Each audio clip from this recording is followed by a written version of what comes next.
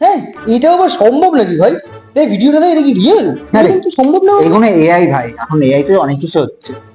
ভাই এ কি না পারি সব।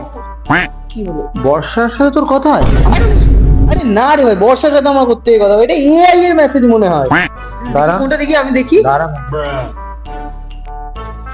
আচ্ছা শোনো কথা। ভাই এআই কি হারামি ফোনও করে ফেলেছে।